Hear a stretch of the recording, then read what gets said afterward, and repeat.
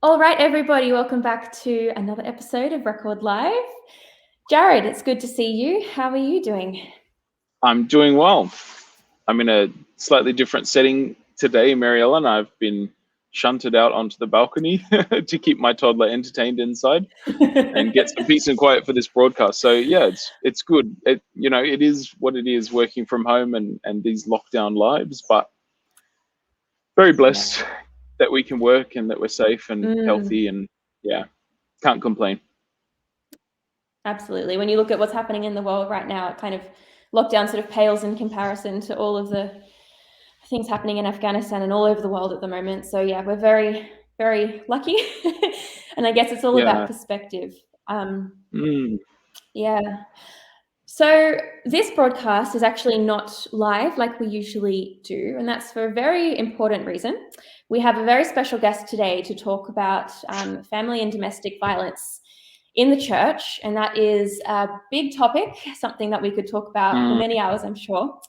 But it's in particular, we're posting it today because this Sabbath is actually a special emphasis Sabbath for family and domestic violence called End It Now. So, yeah, I think this will be a very valuable conversation. So if any of you have struggled with this in the past or know someone who has, definitely press the like button, share it, because this information needs to go as far and wide as possible. Without further ado, I will introduce our very special guest, Sarah McDougall. Sarah, thank you so much for joining us today. I know the time difference isn't great, but it's okay. Great to have you. Thank you very much. I'm really glad to be here, and I'm going to apologize in advance. My voice sounds like, I don't know if you say this in Australia, but my voice sounds like I've got a frog in my throat. But I've been really sick this weekend, and so I really appreciate you accommodating the time difference for pre-recording it, and because I'm based in the United States, and I also apologize in advance for how croaky my voice sounds. I'm speaking in a whole different register than I usually do. Yeah. Well, hopefully we'll get through this. I'm sure we'll be fine. We will. So, Sarah, I have looked across the internet, and you have quite a few pages that describe who you are and what you do, and it's very impressive and very important, the work that you do. But just for everybody watching, Sarah is an author of multiple books. She's a speaker, a trainer, and an abuse recovery coach. And Sarah, I believe that you work exclusively with women and also exclusively with the faith community. Is that right? Yes, that's correct. Yes. I work, go ahead. Oh, no, it's okay. So I just wanted to ask you a little bit about, why you chose that niche and what your journey has been to this point of, working in this space. Well, it's actually, it's not a niche that I chose. No one, I think, is in kindergarten or first or third or fifth grade or even graduating and sometimes even going into college saying, hey, I want to be the girl who works with women who are scared for their lives. I want to be the woman who when people ask at a dinner table conversation, what do you do? And you answer, it's like a lead blanket just dropped across the table and everyone gets indigestion. I never wanted to work in the twilight zone of the faith community. And yet it found me. And so based on the survival of my own personal experience and different things that I went through, and God unequivocally calling me to shift perspective from, God, why me? Like, I was a clergy spouse, the pastor's wife. I was a homeschool mom, still am. I was an employee with the World Church headquarters and contracted to go and do different things with branding and development and media and all the fun stuff. And I also had a very early passion, even before I was ever married, for working with young women, teen girls. And then as I got older, for working with young married women, and then working with more mature women as I entered my 40s. We end up working in the generation just behind us a bit. So when I was in my 20s, I didn't need to work with 40s. I just worked with the teen girls, and then we grow further. And I always had a passion for working with women to become what God had called them to be. I was living in an abusive marriage, a domestic violence marriage, and I was also living a public life as a clergy spouse. And I had also experienced child sexual abuse from a prominent church leader that it took me until I was in my adulthood before I was able to truly address and process and recognize that for what it was, because I honestly didn't have the words for sexual terms when I was a young child, as many children do not. So I tried to leave the faith community as a work sphere, not as a belief system, but as a work sphere. For a while, I wanted to go work with people outside of the faith community where it might be normal. And then I realized there's no such thing as normal. There's just the social average of everybody's weird. And I realized that as hard as I was working to try to step away from everything that had been my ministry roots, because I was also a missionary kid. So like the ministry roots went deep for me. And the more I tried to turn my back on that and go work in the secular field, the more I realized I felt inauthentic. And my first book is called One Face, and it's about that shift, realizing that I was no longer going to be different things to different people, even to cover for someone else's sin. I was no longer going to wear a mask, even to protect someone powerful who was perpetrating harm, even to keep the peace. I was going to do the right thing regardless and tell the truth and just shrug at the cost. And it was the beginning of that was a very pivotal journey for me. And when I decided to embrace the fact that my roots were in the faith community, that my niche was meant to be in the faith community, that I discovered my tribe. So I'm gonna throw out a little bit extra that you haven't asked about, but I'm also on the spectrum, and I discovered that there are a lot of women who are on the spectrum in the faith community, and it's like a niche within a niche. But the overall broader niche is definitely women who are surviving toxic relationships, spiritual abuse, domestic violence, and family violence in the faith community, because it is, I have discovered over the years, harder to break out and escape from an abusive environment in the faith community than it is in the secular world, because you have an entire belief system telling you that if you leave your abusive structure, you are betraying God. It's not just about safety. It's about protecting the image of the church and about not betraying God. So there's a whole set of compounded layers of guilt and shame and imprisonment, bondage that women have when they are living in abusive relationships in the faith community. So that's the work I do. There's almost not words. There's just dropped in my blanket on it. There's not even any questions after that.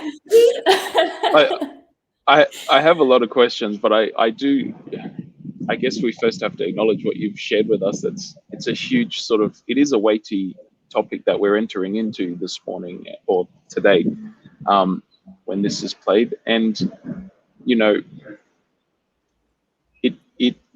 it's such a serious thing. It's such a big thing. And it's such a thing that I think, as you sort of reflected on, we don't really do well as a church. We don't do well as a system, and many churches don't. Many systems, human systems, don't.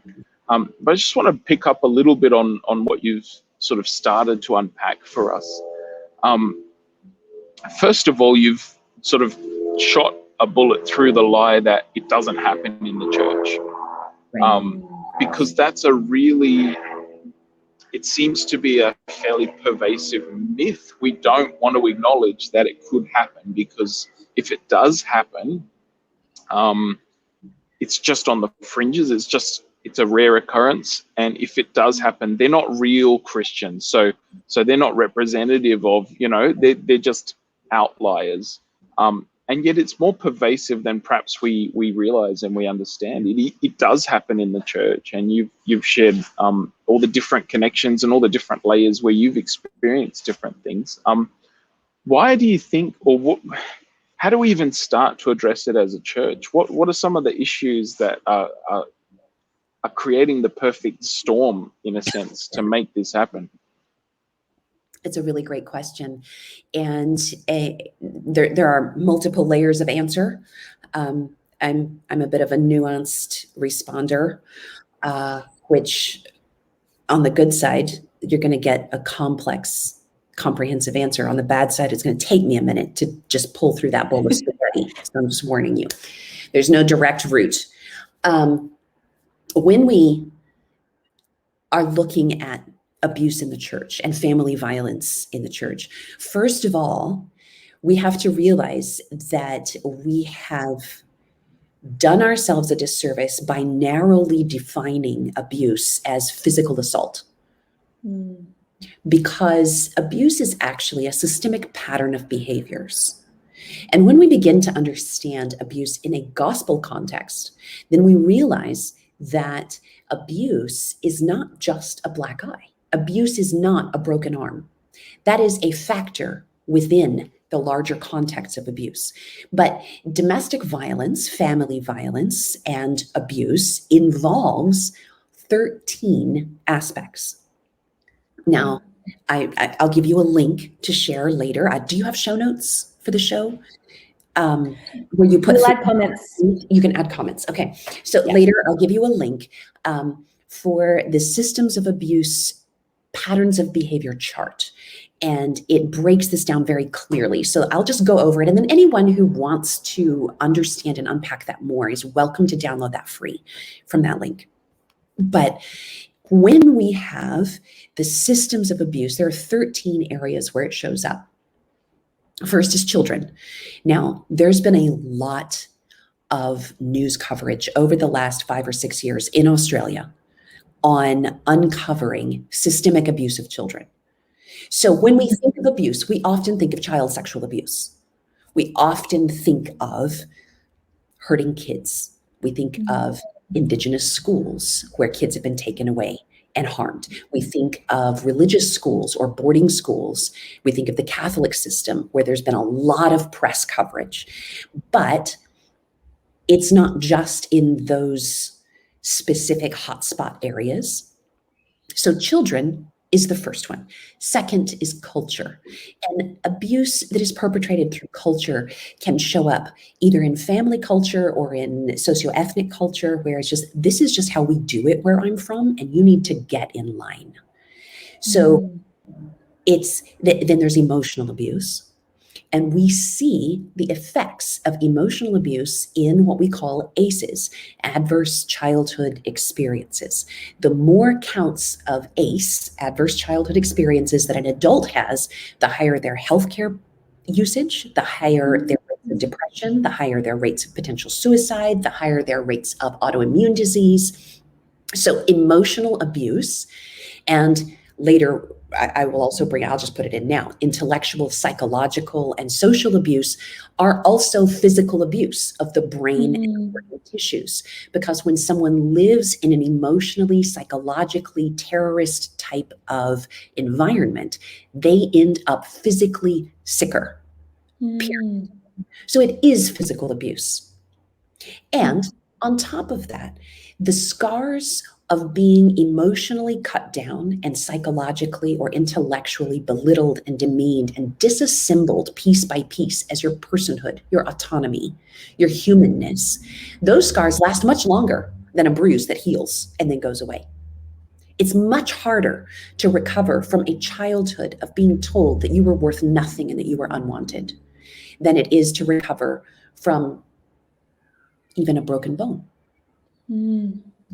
So then we have financial abuse. Financial abuse is present in almost every family violence situation, where we have women who are given an allowance, women who do not have full and equal access and decision-making power with the family finances, women who don't know that their husband is racking up debt in their name, or has taken out a second mortgage on the house, or has quit their job, or has a gambling problem. There's intellectual abuse, which we've already kind of covered, pets and property, one of the most effective ways outside of children to force someone to do what you want is to threaten the pets that they love. If I believe that you're going to torture my dog or you're going to drown my cat, if I don't do what you want, I'll do anything you want if I love that animal. Or destruction of property. This can even show up in things like refusing to maintain the spouse's vehicle so that the spouse can never leave to go get medical care.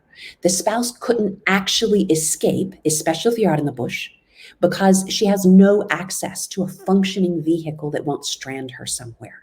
Or she's never been allowed to get a driver's license or something along those kind of things. And there's, of course, physical. That's straightforward. But physical can also be slapping, biting, blocking from exiting a doorway, driving with road rage, endangering someone's life because of your entitlement. All of these are also psychological terrorism. Of course, there's sexual abuse, but sexual abuse is much more nuanced than we typically think. We think a rape and an assault, a violent, the college girl and someone jumps out of the alley or behind the bushes and she's assaulted against her will.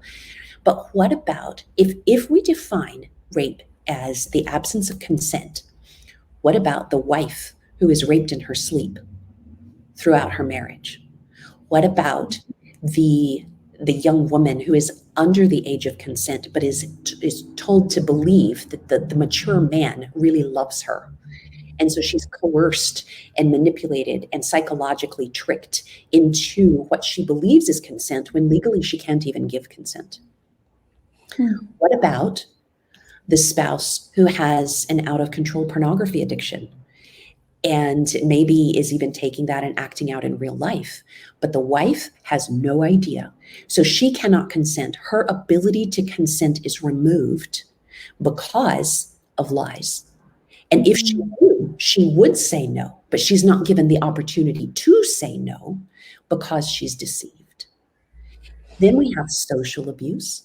We have where someone is isolated or triangulated. They're pulled away from their family. They're taken far away physically, or they're told that everyone else is out to get them. There's this fostered sense of paranoia, or that it's only you and me, baby, against the world. No one else understands you like I do. Or when I'm acting crazy and violent, no one can calm you down like I can. Like no one can calm down like you can. So I can't live without you. If you leave, I'll kill myself and it'll be your fault. This is social abuse. Then we have spiritual abuse, which is anything in any of those other categories that uses scripture as its baseline. In the name of God. Any of these things done in the name of God is spiritual abuse. And then, of course, there's verbal abuse, verbally assaulting someone. So, I mean, it's so much more nuanced than just a fist to the face or throwing someone into a wall or knocking someone down the stairs or hitting someone with a car. And here's the 13th, and this is the core issue in the middle of the chart, and that is the abuse of power. And this is where it becomes a gospel issue, because God is a God of love.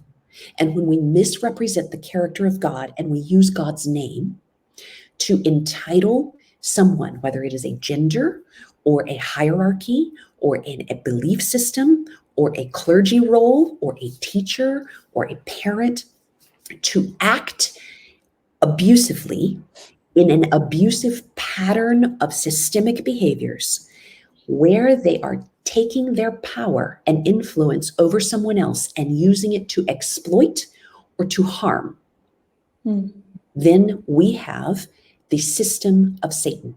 We have the attitude of Lucifer instead of the attitude of Jesus Christ. And so this is where it ties back in as a faith system, a faith community issue.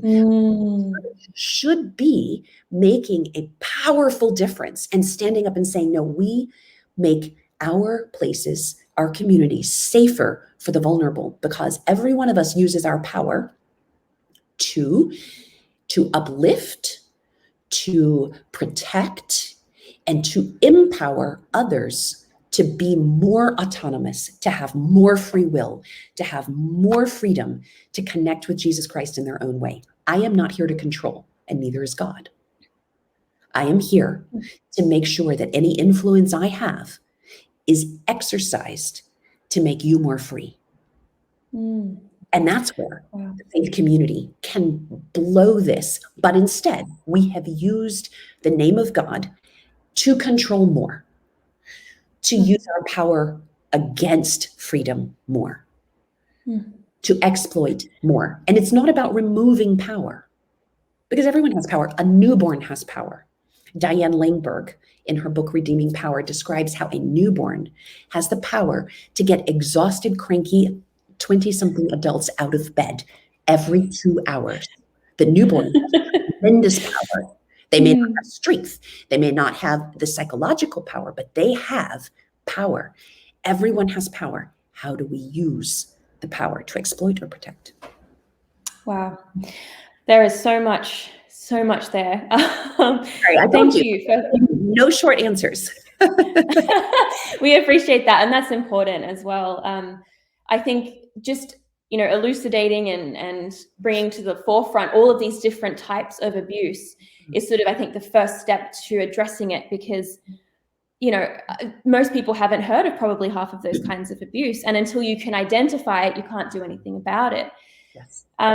But yeah, I love that. Well, I don't love it, but I think that whole sort of way that you painted that, where power is really at the core of everything, and how in the church that's really misused and that sort of thing, is very interesting, because something that you mentioned a little bit earlier on was this idea of disassembled identity, and how when a woman or a man, but a woman, I think we're focusing on, experiences abuse, that can really change their perception of themselves and sort of their belief system.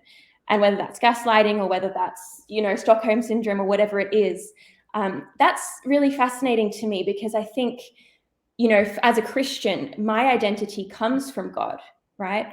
But if I'm in a faith community where God is being misrepresented, then that would directly affect my identity. So I guess the question I'm trying to sort of ask is, how can we escape that cycle? Because, I mean, you did it, right? You were powerful enough, you had strength in you to be able to break out of that, maybe, I don't know, identity crisis or whatever it was. What can women do who have that misrepresented character of God in order to get their power back?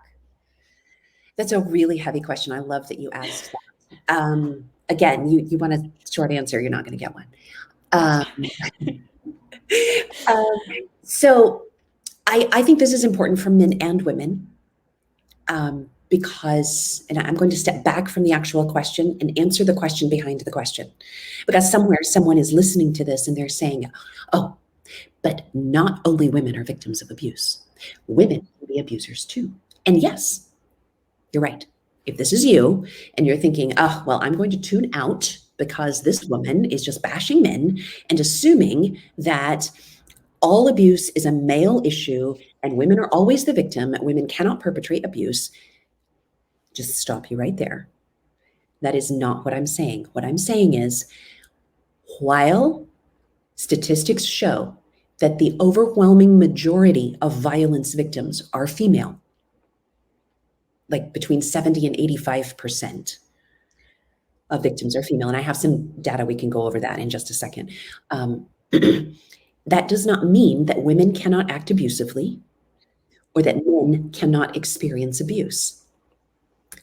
I have spoken to a number of men, whether it was in their marriage or in their workplace or in their faith system hierarchy, in the hierarchy of administration, that have experienced horrific aspects of abuse right off of our systems of abuse chart.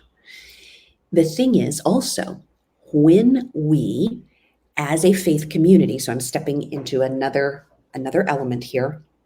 So to recap, women can be abusive, men can be victims of abuse, and we have to look at recognizing abuse patterns as a system of behavior, not as a do this, women do that thing, in order to be able to recognize it in healthy ways anywhere that it shows up, not just marriages. Next, If we teach women from scripture that their job is to submit to abuse, otherwise they are betraying God, betraying their vows to God, betraying their womanhood, we are also simultaneously conflating toxic abusive behavior with the traits of manliness. And that is fair to men. Very often, people jump straight to the assumption that if you are pushing back against abuse, and I get this more often than I wish, so I continue to say this. So many people assume, sometimes women too, that if you are pushing back against abuse, that you are anti-man, that you are bashing masculinity, that you are not in favor of strong, godly men. And that could not be further from the truth. Because I believe that the standard of godly masculinity is the fruit of the Spirit: love, joy, peace, patience, kindness, goodness, gentleness, faithfulness, and self-control. And I happen to believe that that is the standard for godly womanliness as well. Men and women should meet together in cultivating the fruit of the Spirit. If we are not seeking to emulate Jesus, then any conversation we have about roles and gender and power is moot, because we're not focused on doing and living as Jesus Christ does and as he has called us to. Paul makes no gender distinction with the fruit of the Spirit. It is the baseline for converted faith community identity, Christianity. So that being said, I believe that men have not just the need, but the obligation, just as much as women, to begin asking these questions. Do I subconsciously believe that being a strong man is defined by things that actually fall on the systems of abuse wheel? In my, not just my mind, because cognitively we think I'm a good man, my husband is a good man, I would never be abusive. I don't treat women like that. But if we conflate dominance, authoritarianism, aggression, brutality, force, pushiness, if we equate being the loudest guy in the room with being, or the most forceful guy with being the most manly, then we have equated abuse with masculinity. And it's no wonder that when people talk out against abuse, we feel that masculinity is intact, because we're not defining masculinity according to the character of Jesus Christ. So I believe that it isn't just women who have the need and the freedom, but also the obligation to begin questioning how we have subsumed these assumptions, these cultural expectations that are very much drawn from the pornography culture, the Hollywood culture, and kind of the John Wayne Wild West kind of culture that gets pervasive. It's not just in the US, it's been exported around the world. So I believe acceptance of abuse is just as toxic to men, because I think men are better than that. I think men have the ability to be self-controlled and gentle and kind and loving. I don't think men should be assumed to be emotionally stunted and needing their wives to be their mommies. I think that's insulting to godly men. So now that I've done that background context, the question behind the question, what can women or men who want to do to, if they realize that their power has been stripped away, and we're not talking about abusive power, we're talking about the power to emulate Jesus Christ. If we're realizing that that has been stripped away, whether you are male or female, my challenge is to begin asking questions and reading more widely on those who are also asking questions. What do I see in the gentle character of Jesus Christ that tells me how I should treat other humans? And are my preconceived ideas of gender, roles, family hierarchy, and church administration, are they based on the fruit of the Spirit, 1 Corinthians 13, equality at the foot of the cross, and being willing to love like Jesus loves and seeing the image of God in the face of other people. When you look at your spouse, do you see that she is created in the very face of God? Imago Dei. Do you see God's image reflected back in her? When you look at her, is that what you are looking for? Or are you treating her as if she belongs to you? As if she is property and you are in the image of God, but she is there to serve you? So if you are in a safe environment, you will feel free to ask these questions. If you do not feel free to begin to ask these questions, then it is time to reassess the level of safety in your environment. I know. I'm just throwing out bombs left and right. Well, maybe we need some bombs, because what I'm hearing you say is that some of these systems are incredibly entrenched in our family of origin, how we've grown up. Things that we don't question because we think that that's just the way the world works. We've been perhaps trained or even groomed to think that. So, it's, and I don't have the statistics you might, but it's more likely that, children who have suffered from, say, sexual abuse or something, they end up in more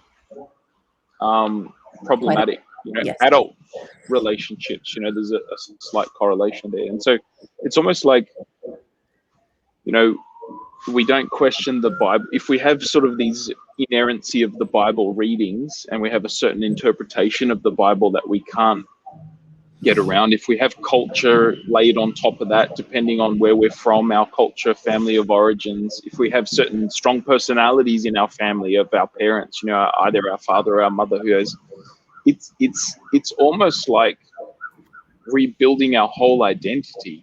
It's Yes. a very difficult thing to come up against some of those things that should be just, it seems self-explanatory. It seems like that's the way the world works, and it's really hard work, I think we have to acknowledge, for people to break some of those systemic things, and perhaps others feel threatened by the breaking of those things, because then they think, oh no, I'm going to lose my power or be disenfranchised, which isn't necessarily a bad thing if their power is set up, as you've said, in problematic, or we could say devilish. I think we could say devilish ways, because as you've said, the kingdom of God is built on love, but this corruption of power, that's definitely the enemy that's setting up those systems.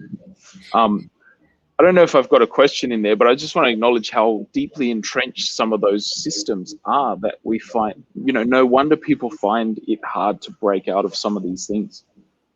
Absolutely. And I would like to say that, I'm dropping some big challenges. There will be some of you who are listening today and you're ready. You're thinking, wow, I've been pondering some of this. This resonates with me. This feels like the next right step. And some of you will just be like, whoa, this is so far outside of where I am right now. And that's okay. It's okay to not be ready to ask these questions, as long as you're willing to move that direction. Because whenever we are not asking these questions, we are setting ourselves up to continue a cycle of misrepresenting the character of God.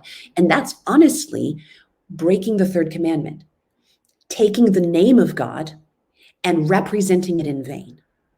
And so I believe it's a very serious thing. It's not just a women's ministry issue. It's not just a child's ministry issue. And very often, historically, in faith communities, it's just been brushed off as, well, that's just a women's issue. No, it is an evangelistic issue. Christianity Today published an article in 2018 that says 1 in 10 Protestant young people under the age of 35 have left the church because of sexual abuse being swept under the rug and mishandled. When we do not handle abuse, we are not being loving. So here's a bit of a bookend to that whole thing, that God is loving. He is not abusive. But true love seeks the redemption of all parties involved.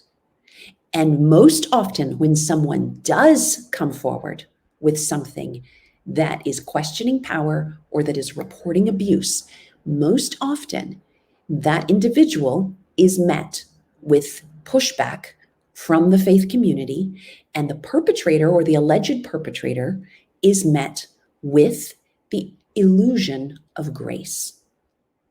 So we apply condemnation to the vulnerable and grace to the wolf.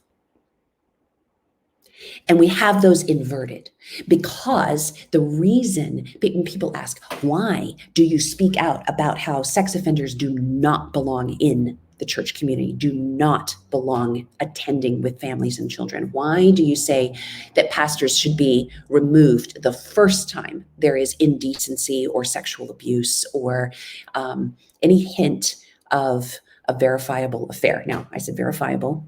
False allegations can't happen. Due process is needed. I'm not saying that we should just run with pitchforks at every potential allegation. Don't get me wrong.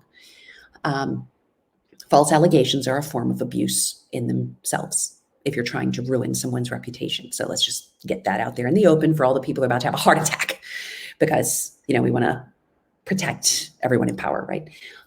But the reason that we should have a very strong stance against abuse, against sexual violation, is not because we're not loving, but because we want the perpetrator to stop. Because if we do not step into the gap, do the criminal or civil reporting, let it become publicly handled, let it be taken care of by the correct authorities and protect the victim, then we are greasing the path to hell for the perpetrator. And that is not loving. If you have someone that you love, let's just say you have what's the age of consent in Australia? 18, 21, 18? 16? I think it's 18. Yeah. So let's just say you have a 21-year-old who has become a cocaine addict, and they're stealing out of your purse, and they're shooting up, and you're finding track marks, and you're finding needles. Is it loving to allow them to continue because you don't want the confrontation and you don't want to have to deal with the fallout of putting them in rehab? Is it? No, that's not loving. We recognize with a substance abuse issue that intervention, that coming in and saying, I love you enough to call you to account. Luke 17:3. If he repents, if your brother sins, rebuke him. The Greek for that is epitimao, which means to honor, to call them out. It means the subtext of it is that I know in Jesus you're better than this. I'm holding you to account. I am honoring you by telling you that this is wrong, and I am a friend enough to face you on it. Mm-hmm. If I'm no friend, I flee. I won't deal with it. So in Luke 17:3, if he's sinning, rebuke him, and if he repents, forgive him. So there is a clear line of action here. And then, of course, we have Matthew 18, which is often used as a conflict resolution passage and is often used to silence victims. Well, Matthew 18 definitely has a perpetrator-victim passage, but it is not verses 15 through 17. Verses 15 through 17 are the ones that say, if your brother has sinned against you, go and talk to him alone. And then if you have talked to him alone and it doesn't listen, then you take another one and then you bring it to the church. Well, first of all, we never get to step 3, right? We're never publicly exposed to the church. Second, a brother is a peer. That's not a position of power inequality. That's you and me. As sisters and brothers, we're the same age, same level of influence. And so if I see that you're doing something, it doesn't even have to be against me. It doesn't mean that it's offended me. It means I'm going because I'm seeing you doing something that's damaging in your life. And I'm saying, brother, I don't want you to get hurt with this. I want you to, you're better than this. And if you're like, I'm going to do what I'm going to do, then you come and bring a friend and be like, you know what? We both really want you to not have this damaging experience. You're headed for pain. We don't want you to end up in pain. And if they choose to continue in open sin, then you bring it to the church. This is not a perpetrator-victim passage. This is for the people who are determined to learn about how to hate sin through primary research. They're not willing to learn from somebody else's mistakes. They're determined to let God teach them to hate sin through primary research. I've got to experience it myself. I have to go through the pain myself. I'm not going to listen to anybody. And we say, okay, you can do that. You are free to choose pain if that's what you want.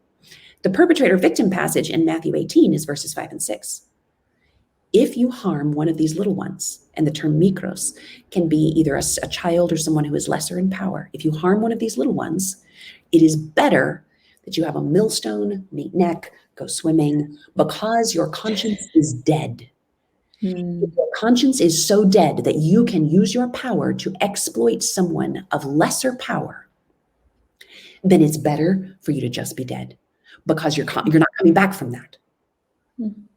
And when we have someone who is a sexual offender, when we have someone who is able to harm little ones, when we have someone who is systematically showing a pattern of exploiting those who are vulnerable, and they're getting off on the vulnerability of that, whether it's spiritually, sexually, physically, they are very unlikely to change, not because they are beyond the gospel, but because the benefits of that entitlement to power are so wonderful for the person who feels entitled to them that fewer than 1 in 10 will choose to do the work that it takes to change. Yeah, wow. I think it's amazing in one way that the Bible has given us a blueprint of how to deal with perpetrators. You know, Jesus is explicit about this. And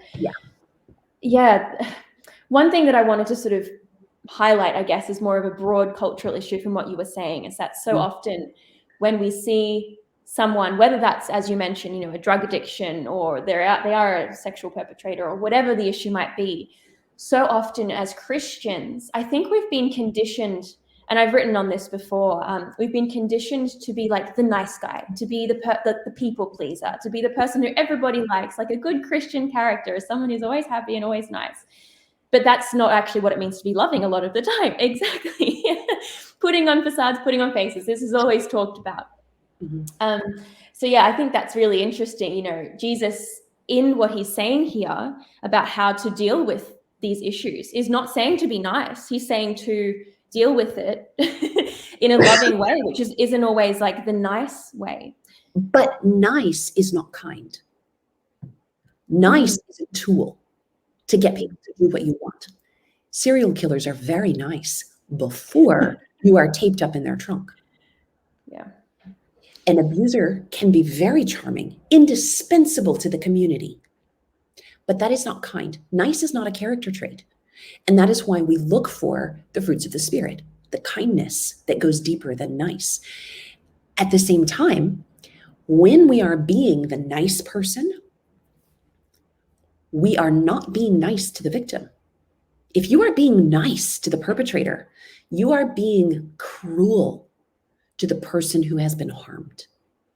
If you are being nice to the predator, if you are petting the head and scratching behind the ears of the wolf, you are turning your back on the bleeding of the lambs. So it's not really being nice. It's just being nice to the wrong person. Because there's cruelty involved. Yeah, that's a really, really good point. One thing I wanted to ask you, because we have a blueprint for how to deal with perpetrators, but as you're saying, the victim is the one we probably should be focusing on here. I don't know if there is scriptural basis for how to, if someone approaches you and says, hey, I am a victim of abuse. I think that's something that's been mishandled so often. You know, people just ignore it, or they say, oh, you know, God wants you to stay with your abusive husband because it's a marriage covenant or whatever.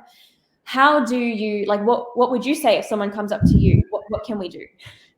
Okay. So first of all, again, there's a question behind the question. Okay. There is the assumption in your question that a person who is being abused knows it. Very, very often, until someone reads an article or sees a chart that outlines things they are living with, or listens to a program or a podcast or a news article or something like this, they have no idea that what they are living with is not actually acceptable behavior. They feel that it is difficult. They feel that it is frustrating. They feel constantly foggy or confused. If you are living in a relationship that leaves you feeling foggy, confused, that it's always a roller coaster, it's up and then it's down. And just when you get your footing underneath you, then it turns crazy again. That is very, very likely an abusive relationship. If you have been encouraged to give up all or many things that are important to you and to erase the things that have made you uniquely you, the things that used to make you sparkle and come alive, if your friends have noticed the light going out in your eyes over the years, male or female, you are very likely living in an abusive environment. So, that being said, it is incredibly common for women or victims of either gender to not know that what they are living with is abuse. I have spoken to women who have been brutally raped in their marriages for years, and they just thought that this was what sex was supposed to be like, that this was their job as a wife, to meet all of their husband's proclivities, even if they were coming straight from violent porn. So very often, if we don't have a reference point for what is love and honor and healthy, and we have been told to submit, we don't know that it's wrong.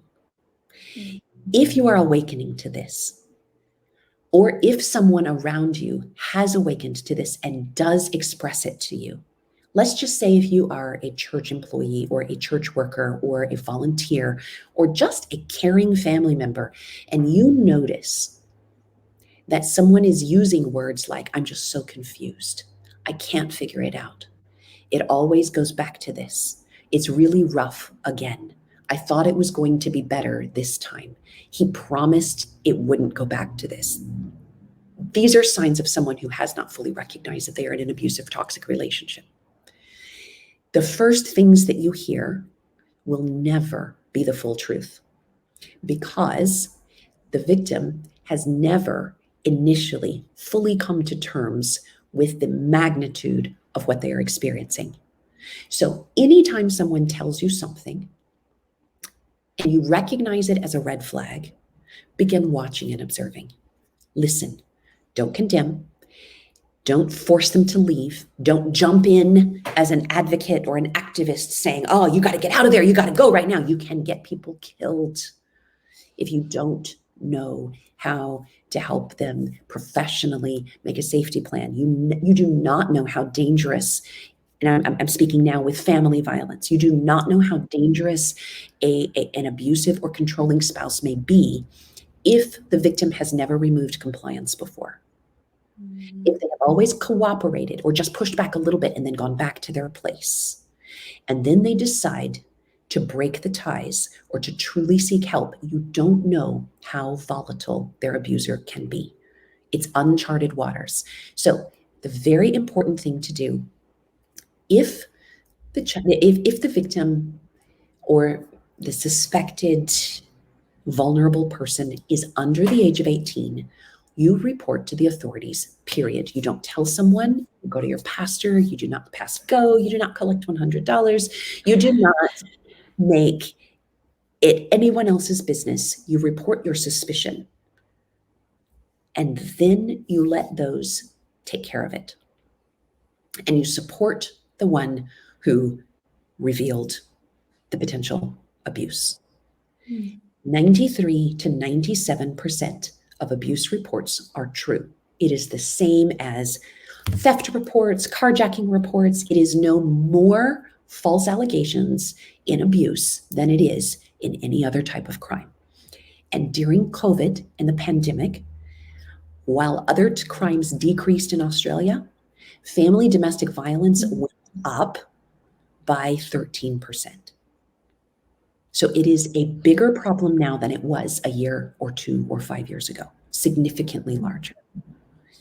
So if you understand that someone may be trying to begin to disclose abuse and they are not under the age of 18, listen, care, tell them, validate their instincts. It sounds like that's really difficult. I'm so sorry you're going through this. That sounds like there may be more going on. Have you talked to a counselor? Have you considered speaking to someone in family violence who might be able to help you get more tools to understand what is happening? Most of the time, when someone is first recognizing, they will be terrified to tell someone, terrified to break family confidentiality, terrified of repercussions, and terrified in the faith community that they're letting down their vow or their family image or their church image or the image of God. So giving them tidbits for the next right step. Just here's a tool. Here's a number to call. Here's something you can do to get more information. Have you ever considered this? Don't jump straight to, you got to get out of there. That's way too big of a leap. If someone comes to you and they are ready to get out, you need to refer them to your nearest family violence facility or whatever is in your area. Get an advocate involved if there is any possibility of doing that in your community. And if they are in the faith community, get them involved with an advocate who is outside of the faith community, who does not feel obligated to put it on everyone's prayer chain, so that they have some chance of safety without everyone deciding to get involved. And yeah, safety is an issue because, as you shared with us, I think you said a woman a week dies in Australia from this sort of thing, and that's too high. It's sort of an unseen toll that it's being taken. Look, this is a really important conversation, and as it might be this sort of awareness drive, that the church has with End It Now each year that helps people, provides them the language, I guess, to understand what's happening in their situation. It starts getting them thinking differently about things. So that's why, people might think, why should the church get involved? This is why we're having these conversations. It's a really important conversation to have. Before we finish, I want to just touch on children, because, as a parent myself, I have a priority to protect my daughter. I want to see her protected. And it just seems, the thing I was thinking about when we found out we were pregnant before we had her, it was like, how do I protect her in a world that, kids at the age of, what is it now, down to 9 or 8 are getting exposed to pornography, violent pornography. Second grade, yeah, 8. And that, I think that's an underexplored link in this whole conversation, because with the accessibility of pornography in today's society on the internet, and it's just, what are some steps we can take, I guess, in a nutshell, as parents, to protect our children, both from, perhaps the creepy uncle at church or the family member, because most of sexual assaults happen within the family. It's not necessarily the pastor or someone unknown to you. It's a family member. And how do we know the signs, I guess, for our children that there's been some exposure to porn, or that there's been some inappropriate violence done upon them? Where do we start? I guess we can't, that's a whole new topic, but I think, there might be parents watching who might have my concerns. How do I protect my daughter in this world that's so dangerous? Absolutely. And it's a vitally important question. And we could do an entire 54 minutes on just that question, but we won't today. So in Australia, you have the eSafety Commissioner, Julie Inman Grant, who is working very hard to make Australia's internet safer. But the challenge with Australia's laws is that they can only control what is hosted inside the country, not what is hosted and what it comes in from outside the country. So they have no way of blocking violent, degrading pornography that is outside Australia and being accessed from elsewhere.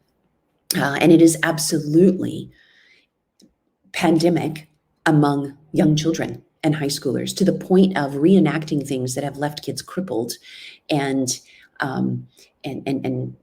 destroyed their health or their anatomy.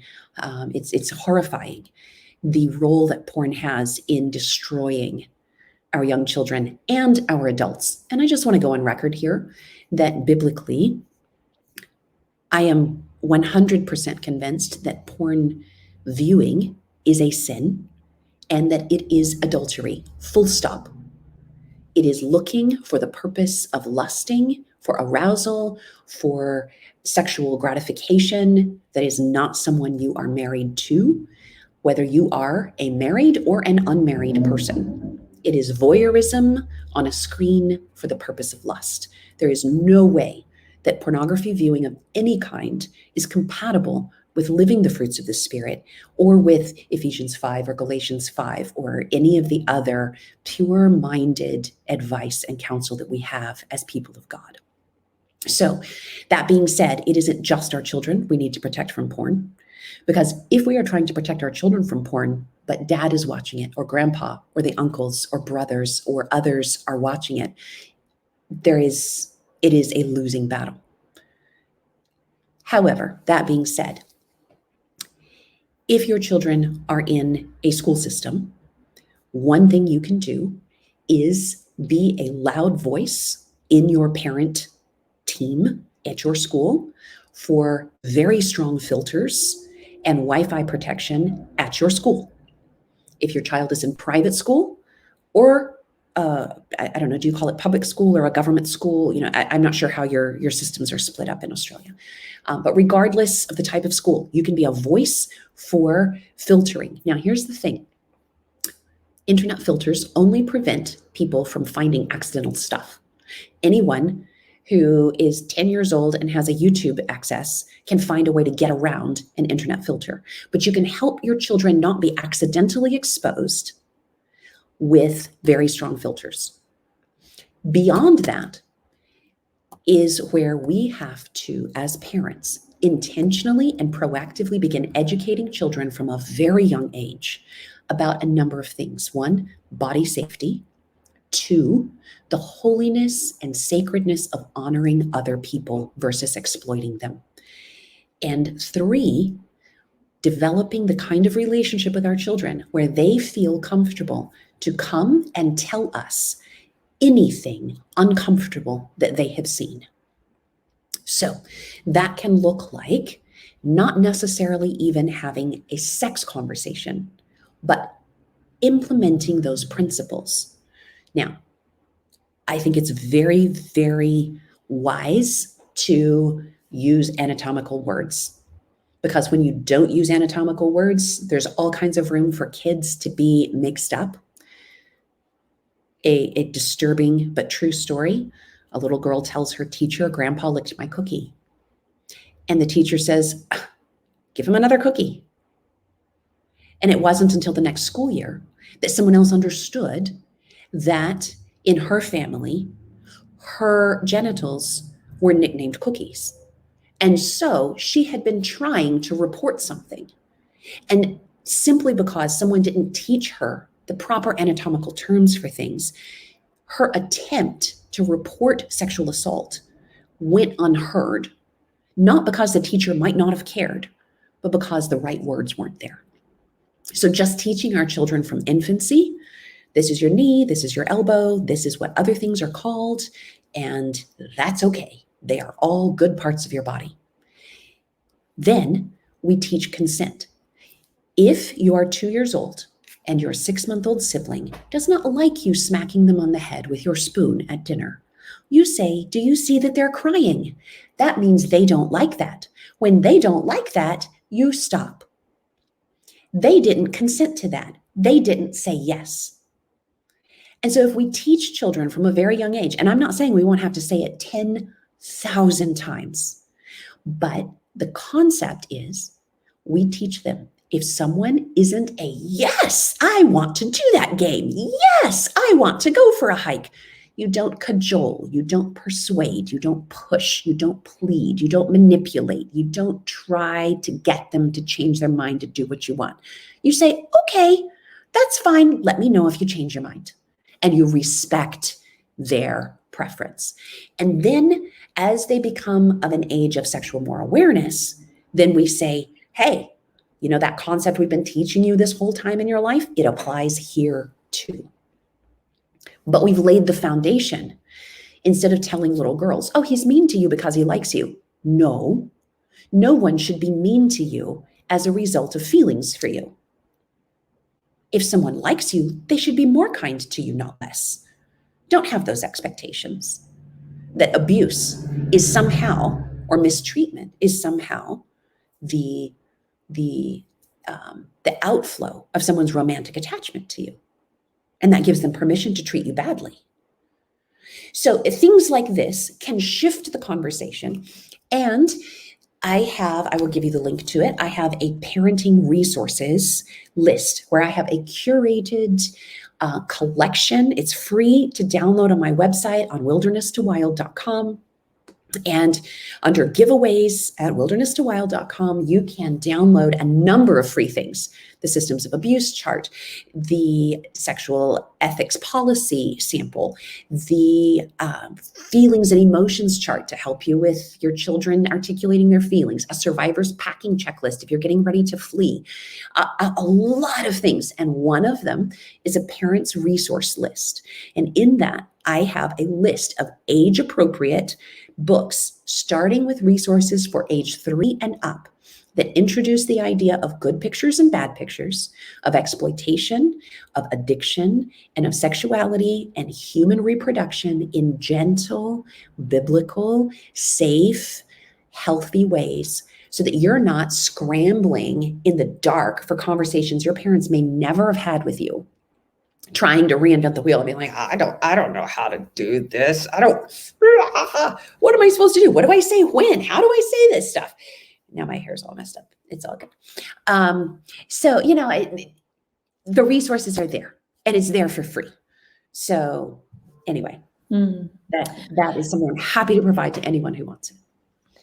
Amazing. Sarah, thank you so much for all the resources you've mentioned. As usual, we'll put the links in the comments below so that you can access them for yourself. Sarah, look, it's been an amazing conversation with you today. Not an amazing topic, but a very enlightening conversation. And we really appreciate your time. Look, we'd love to delve into more, but we have run out of time.